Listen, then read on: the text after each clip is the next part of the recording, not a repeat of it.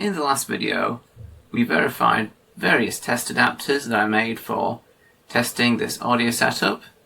I've now got the scope hooked up again, and we're going to see if our phantom power supplies are truly within spec. Currently I have the system set up with the output going in. So this is the output of my audio interface, and that's simply going to an XLR cable with the left and right signals going to XLR 1 and 2, and that enables us to generate a truly differential signal. So if you'll cast your eyes to the screen,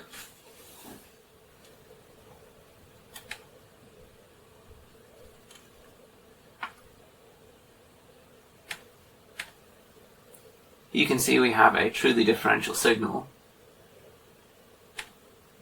Conversely, if I restore the phase,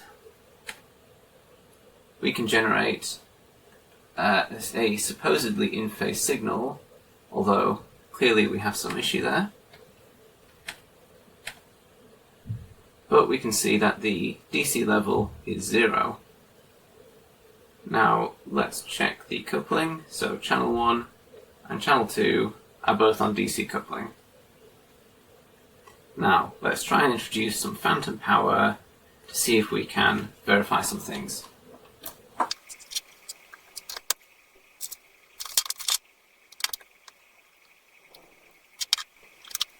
So what I've done is plug the signal source in. I've gone through the Behringer phantom power injector, and I've gone to the box.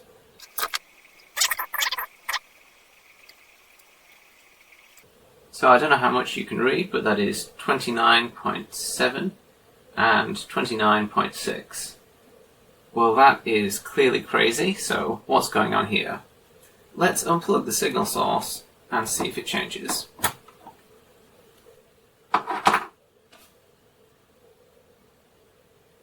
Now we can see the voltage has shot up to 46.8 and 46.8. What's going on? Well, the output channel of this is not DC floating, it's referenced to ground, and it's referenced through some resistors which were pulling down that voltage. So that's why we have the DC block. Now we can see that the DC level has been restored to 46.4 and 46.4 volts. There is a slight loading there, that's because of the 1 megohm resistors, but that won't really affect things. And now we've done that, we should be able to play the waveforms again, and you can see we have our waveforms. I'm going to use my 2 kilo ohm load. The load has dropped all the way down to 5.9 and 5.9 volts.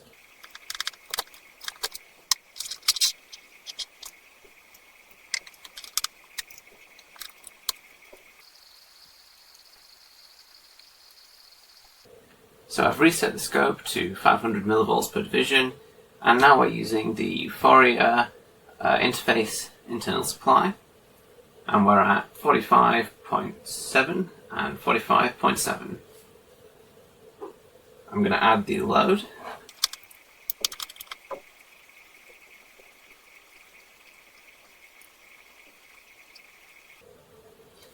Now the voltage is 10.5 and 10.5. What does that mean? So I made this sketch earlier. We're looking at the voltage, and it should be within plus or minus 4 volts under no load. The maximum current should be 10 milliamps, which is 5 milliamps per branch, and the R-feed resistor is defined as 6K8. We just did 2 testing conditions. One of them was open circuit, i.e. no load. That lets us verify the voltage up here. So because there's no load, there's no current flowing through these resistors, that means that this voltage is the same as the voltage on these 2 branches. The other one was under load, and you can see we have current flowing through one resistor and straight through the other to ground. That means we can look at the voltage on the terminals and determine what the current is through that resistor, and we know those are pretty good 2Ks. That concludes today's measurements. I wasn't expecting this result, but the micro power supply, which is only a phantom power supply, nothing else, isn't even good for that. Whereas the phantom supply integrated into the audio interface passes the test.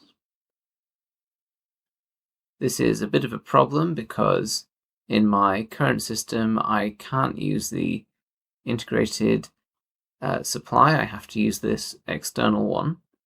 Although it seems like the devices can operate, they just operate with a lower gain.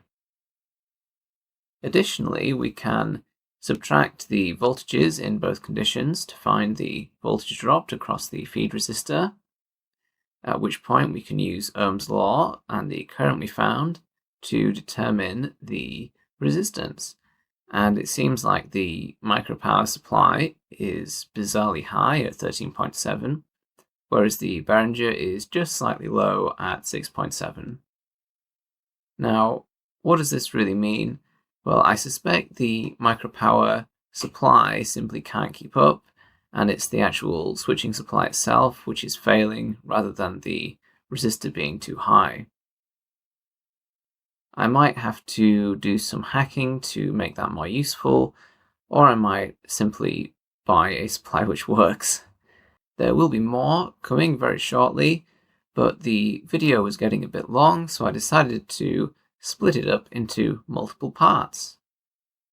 I hope you've all enjoyed, and goodbye.